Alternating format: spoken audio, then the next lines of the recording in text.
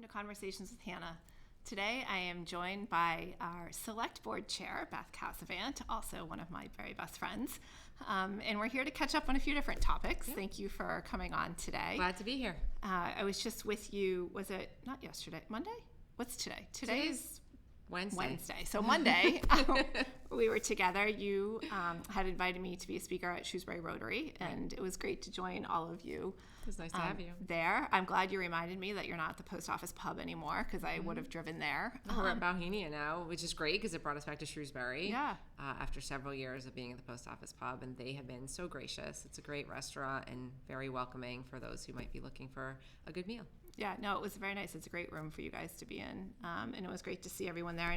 And you were just coming off of the Yuletide, where you ran out of the mulled wine because it was so popular. It was really popular. I have to give a shout out to Derek Grillo from Struck Catering, who is a Rotarian with our club, and he makes the wine for us every year, and it's become a tradition, and we sold out. Yeah, I heard someone was like putting too much in a cup, though. That would have been me. Heavy pour. They call me Heavy Pour Casavant, but that's fine. That's very People funny. were coming back for seconds, so. Well, I want to thank you for the work. You're the past president of Rotary, and now we have Jason Palich and Kathy McSweeney, who are co-presidents. I know it's a lot of work to be a Rotarian, but in a good way. I mean, you do so much for the community. Yeah. And what are some of the next things that, I know the community fridge is something that was started by Rotary, and we've supported it through the charity foundation that you and I have together. Right. Yes, the community fridge is actually was our service project 2 years ago, but it's an ongoing service project. And for those people who don't know, it's located just to the left. If you're looking at the senior center, like to the left and tucked in the back at Town Hall, that municipal campus, and it's 24/7. Take what you need, give what you can. We just ask that people don't put any glass containers in there, and no raw meats. Yeah.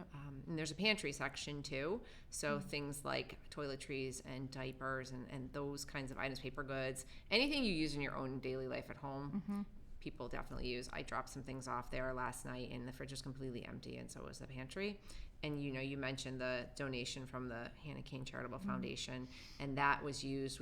What we did was we purchased gift cards, and we give them to members to go out and fill the fridge $100 at a time, sort of spread it out a little bit. But the need is very, very immense. That's great. I know somebody was saying the other day, one of the Rotarians who had gone to do the shopping and then pulled up to unload, that people were literally waiting in line for food to be coming in. Yeah. So, and I think, the good news is it's tucked out of the way a little bit, so there's some privacy. But I think it's important to keep reminding people that it's there, and that any of us can stop in at any time to either donate or to take if you need it. And sometimes 1 week you might be able to give, and the another week you might need to take, and that's great. I mean, if you need it, please take it. We want people to take it. And it's not just like you have to go out and specifically shop for the fridge. The things I dropped off last night were things that my kids thought they were going to eat, and then I realized they were not going to actually eat them. And so I was like, let me just take this before things go bad and bring it somewhere where someone can use it. Last week, I went out with an organization called Loving Spoonfuls. They originally started in the Boston area, and they expanded to Central Mass a couple of years ago. And they're a food rescue recovery group where they have relationships with grocery stores. And the stores will put things basically on their loading dock set to be taken by Loving Spoonfuls when they're getting close to their expiration date, so that they can go directly to a provider who can immediately give them to somebody or put them into use if they're making food. And so the woman I was with last week, she starts at 7 in the morning. She goes out to Southbridge and Spencer, to the big Y out in Spencer is a huge donator, and then works her way back through Worcester, and you're picking up and dropping off at the same time, 2 places along the way. So we dropped off to Pernay Health Services in Worcester as we were coming through Worcester, and then actually Roach Brothers in Westboro is one of the locations that she picks up at too. So we went there and picked up, and it's a really incredible beneficial program for not only the humanitarian reason of providing food to people, but food waste is one of the biggest contributors to our landfills. And it's a huge issue for us as well on that piece. So I have a bill around date labeling and food waste, and as a co-chair of the Food System Caucus, we do a lot to try and eliminate food waste and also to reduce food insecurity. So they've been asking me if I wanted to go out one day with them and do the route, and I was very happy. And Carrie came with me too, my legislative aide, and she participated as well, which was great. That's really great. I mean, I think that the food waste is such, not just because people need the food, but also it's a climate related issue also. Absolutely. Because that's going into the landfills, and there's so many people that need the food. If there's a way to kind of close that gap and get it where it's needed, and the expiration date work that I know you've done, like I spend a lot of time in my house preaching that dairy is good 10 days after the date is, and no one wants to listen to me. But yeah, there's a lot of work to be done there. It would be great if they did date labeling on the federal level, because it would be, great to have a uniform across all the states, but also helpful for the manufacturers in terms of not having a patchwork of different, like, what's it say, what's it mean, how do you, but part of the way that you sometimes get the federal level to act is by having states do things and putting pressure on them. Right. So we'll continue to try and advance this here. And then I was just recently out in Texas at a Women in Government conference. We have 2 meetings a year, and Women in Government, I know you know, but it's a national organization for women legislators. I serve as a state director, and we usually have 2 different policy gatherings a year, and the one in the fall is always on sort of healthcare policy, which is what I spend a lot of my time working on. Right. So I was out there for that. There were 4 legislators from Mass that went to it, and it was really informative. And one of the bills that's being worked on in the legislature that we're going to take up hopefully in the spring is a bill on drug pricing, and particularly on the pharmacy benefit managers. And so one of the sessions that I went to there was all on that piece. So sometimes when people think when we're not in formal session, which we're not in formal session at the moment, that like we're just on a 7-week holiday, and it's nothing could be further from the truth. But fortunately, this conference generally comes when we're not in session, so we're able to go, and it's great to learn about policy that's going on around the country, but also to connect with other legislators from across the country and just hear directly about what are some of the challenges they have in their states and Right. how they're addressing them. Yeah, it's great to be able to work with other people and start to see that there's similarities in the issues that we all face, from state to state. But I think any work you can do on drug pricing. I know my husband recently started tracking like what we spend on prescriptions at CVS, and it's substantial. Yeah. And also I never know sometimes on certain medications when I go to pick them up what the cost is going to be. It's never the same. And so for those people who are on a fixed income, those kinds of surprises could really throw you for a month.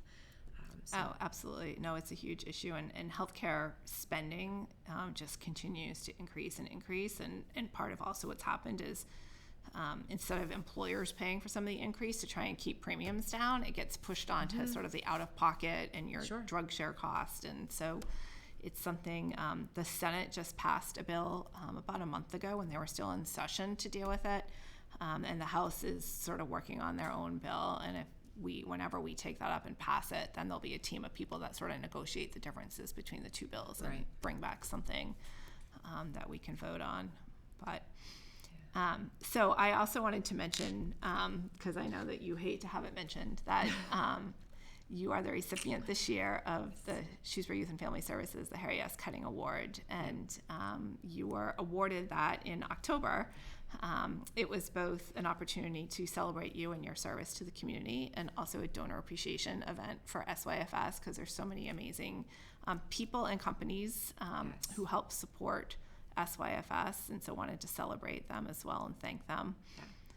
But that was a great night. I was very glad to be recognized. I always prefer to fly underneath the radar, but you did a lovely job introducing me and sharing some of my I prefer to think stories. I was roasting you, but yes, it was supposed to be an introduction. But yeah, it was. I have some people favorite were best amused, stories for sure. It was definitely amusing. But if we are going to talk about SYFS, I will mention that they are doing their toy drive right now. Yes. And there are locations in Shrewsbury, including I think the Library Central one, Avidia. Might be a few other places. You can probably check their website, and they are collecting unwrapped toys that are going to be distributed to families in Shrewsbury that need them, partnering with St. Anne's as well. And also the police department has this Saturday, Correct. their annual toy drop-off, which is great. They always do such a great job with it. And it's the first time in the new location, It so we'll is. have a new configuration Yeah. and place to meet up with Santa. It's always fun to stuff the truck, but to also see the little kids coming to meet with Santa McGinnis. Yeah, and there's usually cookies, and it's fun. And I'll be there on Saturday morning dropping off some toys as well. And those go to SYFS too in St. Anne's to Right. help, which is wonderful. Yeah, there's an incredible need in the community. So anything that people can do, they always are looking for gift cards for teenagers as well. That people often don't think about that. I know, and I think sometimes you feel bad buying a gift card, but honestly, teenagers, they really love the ability to go pick out something that they truly want. So it's a really, it's a nice way to support folks, and certainly the little kids are easier to shop for. So in addition to that good work, I know you were able to be there. I was actually at the Women in Government Conference, but Maple and Maine opened. And I love the program, and I was very familiar with it because in Westboro 5 years earlier, the Sugar Shack had opened at the Rotary, and Westboro was really pioneering in terms of coming up with a vocational model to keep the 18 to 20-year-old students in the district rather than having to go elsewhere. The candy there is fantastic in Westboro, and now I was joking when I was over at Maple and Maine. I'm like, I guess now I buy twice as much candy and give it up. They have a lot more than candy though, I know. too. I bought a candle, I bought a mug, like they have a ton of great stuff. I bought a water bottle.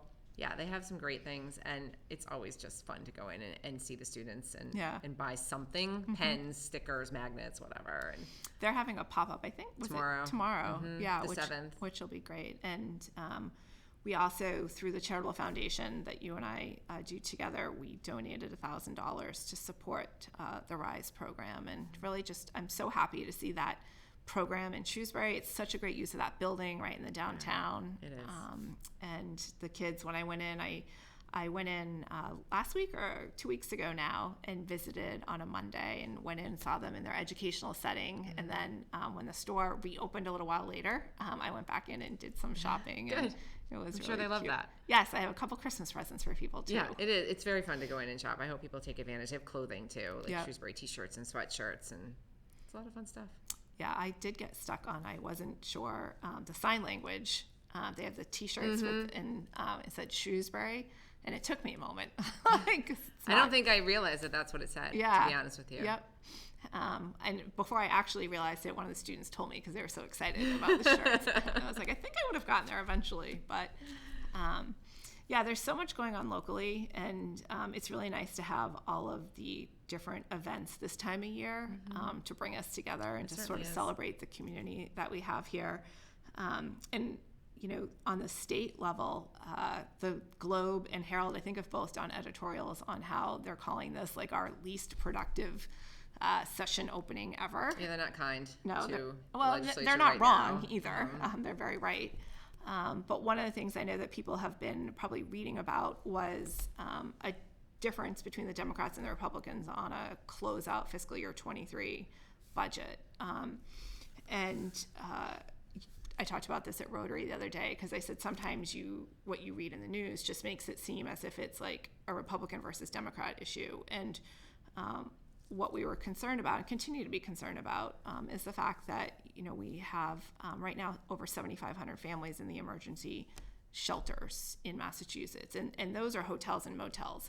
Our existing emergency shelter units are already all tapped. And so starting over a year ago now, we had to go into the overflow emergency shelter system, which is the hotels and motels. And, you know, we've had a lot of meetings at in the legislature and with the governor's team on this crisis, because that's what it is. It's a humanitarian crisis for the people who are fleeing, for the most part, Haiti, some other countries as well, but a lot from Haiti and the devastating situation that it is there. And coming to Massachusetts, because we do have a right to shelter law that was put on the books in 1983. And at the time, it never really envisioned this sort of situation. Right. What it was originally put into place was there were a lot of the group homes and facilities which were closing, and folks who might have had a mental health issue or a developmental issue were sort of being put back into the community, but sometimes that meant people didn't have any place to go. and no one wanted anyone living on the street. And so this law was enacted, and it's been a really wonderful law to have. It served a great purpose.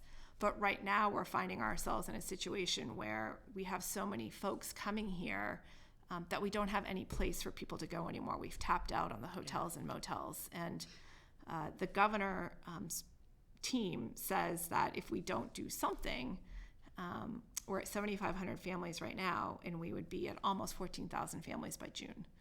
And so part of what the discussion has been what do? We need a plan. Right. And so you've seen that play out a bit, and the Republicans, of which I'm one of 24 in the House, we have no issue with the funding that's necessary, and the funding goes to support the school system, where we're educating kids and to help with transportation.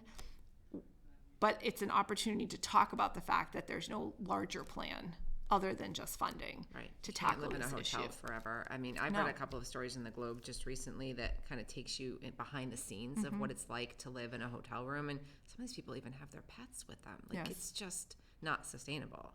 It isn't sustainable, and we have run out of hotels and motels, and so now there's being created overflow emergency shelter, which essentially will be largely cots, not even hotel room. And a couple weeks ago, the transportation building opened up their conference room so that people could stay there. And so we need to come up with a plan. And so we, during the debate, had proposed some sort of residency requirement, saying maybe we need to say you need to have lived here 3 months or 6 months or some period of time in order to access the emergency shelter system. And we wrote into it that a victim of domestic violence, a natural disaster, any of those things would automatically, guarantee you emergency shelter. But we need to somehow slow down the number of folks coming here. And the other challenge that we have is, prior to this humanitarian crisis, we already had a crisis here in the Commonwealth of people not being able to afford housing, not being able to find housing. And one of the articles that was written a couple weeks ago, I think it was in the Globe, was about, a woman who has lived here all her life, has paid taxes all her life, and was very ill a couple years ago, couldn't work, lost her housing, and is now, basically just going from friend's couch to a hotel room maybe for a night, but has no plan and has no money, and yet, unable to access the emergency shelter system. Right. That's true. I did read that. I think she wasn't below the amount of money that she needed to have. Sometimes you can have a retirement account or some other funding there, but you have no disposable income. You don't have anything that you can access. And so, our hope is that we can continue to work with the governor's administration to figure out what is the plan here. The governor had announced a couple months ago a cap on what we thought that we could take, which was 7,500 families in the shelter system. The House, as part of the bill that they proposed, had in their money for an overflow shelter system, which of course no one wants anyone out on the street. But emergency shelter and overflow shelter to somebody who's coming from a horrible situation to our state isn't that much of a discernible difference. And so it's not necessarily going to stop folks from coming here. And largely what we all agree on is that this is a federal government issue as well. If we had an immigration process, it would certainly help. The one thing that the governor has been able to get from the federal government just in the last month or so was an agreement to expedite the work permits, because it was taking some people a year and a half to get their work permit, simply because of the backlog on the federal level. And there's a lot of folks who are living in the shelter system who want to get to work right now, and we certainly have a need in our economy for more workers. So I think they cleared 1,300 or 1,400 of those work permits in the last couple of weeks, which will help get people out the door and able to earn. And then once they can transition out of emergency shelter, it would open up at least a spot for somebody else to go into. But it's a difficult situation, and it's something that we have to be mindful of, not only helping the people who are coming here, but of the people who are here who are unable to access the emergency help that they need. Yeah, for sure. Now, did I hear that the supplemental, was it a supplemental budget, that it's that was It's voted the governor on and passed. signed it. It Yes. did pass the House, and it passed the Senate on Monday, and the governor signed it right away. So that has now been signed into law. But there was $325 million in our fiscal year 24 budget towards the emergency shelter situation. We just passed another $250 million. That will probably only take us till the end of December, and then they're going to be back needing more. So we have a $56 billion state budget, annual budget. The emergency shelter situation alone will probably cost $1 billion this year. And that does two things right now. One, our tax revenue is lagging at the moment. It's not as robust as was planned for this year. So we have a gap of about $700 million right now, which the Ways and Means House and Senate chairs believe they can deal with without having to make any cuts at the moment. But if it continues in this trajectory, we might have some issues in the spring. But the other issue is it crowds out spending on other issues. So when you're taking $1 billion, to spend, you're not funding some other things that either were traditionally funded in the past or needed to be funded because of current situations. Right, and there's no money coming from the federal government for this. I think we've gotten $2 million. Right. So not enough at all. No. Nope. So it's certainly a challenge and something that we're going to have to pay a lot of attention to once we're back in session in January. And of course we worry about what happens to us on the local level because anytime that the state has to cut funding, it always trickles impacts down us locally. For sure, I was just thinking that. But I mean, you did have some great wins in the original budget. Yes, and we've made sure they've all been funded. Some of the things that were passed in late July that benefit Shrewsbury and Westboro. I know you're always looking out for our communities and making sure that you're advocating for the funding that really matters here locally. Yeah, and that really it's a local conversation. So the last number of years, we've gotten money for Shrewsbury Youth and Family Services to support their work on youth mental health first aid. And that money it comes to Shrewsbury Youth and Family Services, but their work is across the Commonwealth. So we've been able to get funding, and this year we got $75,000 to support their work in that. I also generally start conversations with Kevin Fitzgerald, the town manager, and Joe Sawyer, the superintendent, around what needs are. Is there things that we could be asking for as earmarks in the budget? And this year, there were a number of things that had come up, including the children's room at the library. The furniture there needed to be replaced, so we were able to get funding for that. I think $30,000, and then it was brought to my attention last year, and it wasn't the first time I'd heard it, but just by a local parent who was saying we don't have any of the AEDs on our rec fields, the automated external defibrillators. And, there had been in the news a couple of stories about kids on playing fields having issues, and not just kids. I mean, it could happen to anyone. Right. But, and so I worked with the American Heart Association and got $15,000 in the budget so that we could purchase those for use in the Shrewsbury Recreation Program here. That's great. Which will be great. And then we also, in Westboro, we got some money for some security cameras at their town hall and senior center that they needed, working with Senator Moore and Representative Donahue. And then around the Cedar Swamp in Westboro, we also got some funding to help do some restoration around that. And then there's one more thing that I'm like... Accessibility improvements at Dean Park. Yes, that was a big... And that was Senator Moore took the lead on that one in the Senate side, and we're able to keep it in. But that, again, was... Both Senator Moore and I reach out and have conversations around, what are priorities for us to try and get earmarks for. And that was one that we do the House budget first. So I take the list and I carve out what I can in the House and get it in. And then he looks at what's left on the list and he goes to the Senate. It's not a situation where we're trying to get the same thing on both sides. We're trying to get different things and then advocate for all of them being included in the final budget. Good strategy. Yeah. Accessibility has really been important to the select board. Recently, we had an accessibility audit, and there's a lot of work that needs to be done, especially at our parks. I mean, sometimes the playground is accessible, but the path to get to the playground isn't. And so we're trying to do the best that we can to sort of address some of those issues. So this $35,000 for accessibility improvements at Dean Park will help us reach that goal a little quicker. That's great.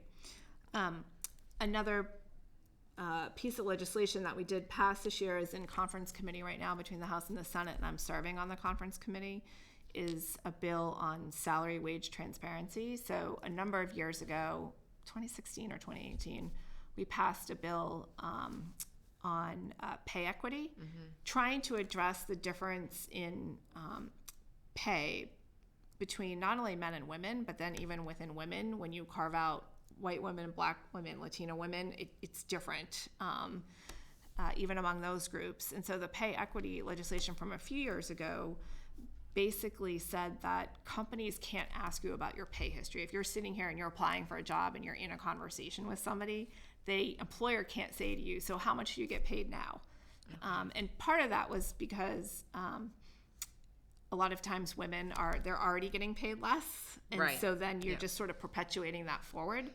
And so that law was on the book for a number of years, and there wasn't a lot of progress between closing the delta.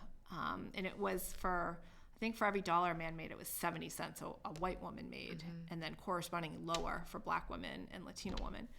And it wasn't closing. And so they did more research into it and found now that what happens is when an employer says to you, what would you like to get paid? Women lowball themselves, or they're basing it on what they make today. So the gap isn't changing. Yeah. And so this legislation requires companies to have post 25 or more employees to post a salary range. So when you post a job, if it says you have an opening for an office manager, it would have to say what the range is for that job. And it doesn't dictate the size of the range. So, I mean, some companies will put, great, we're hiring between 50,000 and 250,000. Like, it won't be. But the majority of companies, I think, really want to help with this issue. And so that way, when somebody's applying for a job, they have a better understanding about the range to be paid for that. And it was a priority of the Women's Caucus, which I co-chair this year on this legislation. So I'm serving on the conference committee. And conference committees are when the House and Senate have a similar bill, but it has differences. So you have two Democrats and a Republican from each branch who work together to negotiate the differences. So I'm serving on it from the House side as a Republican. And I think, come the first of the year, we'll have the differences negotiated.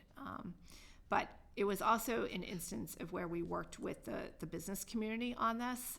So Associated Industries of Massachusetts, which is the largest trade association for manufacturing businesses here in the Commonwealth, really came to the table and said, we think this bill is really important, because they were seeing it as employers where they would post a job, they'd get in great candidates, they'd interview people, they'd choose somebody, and then they'd go to offer them the job.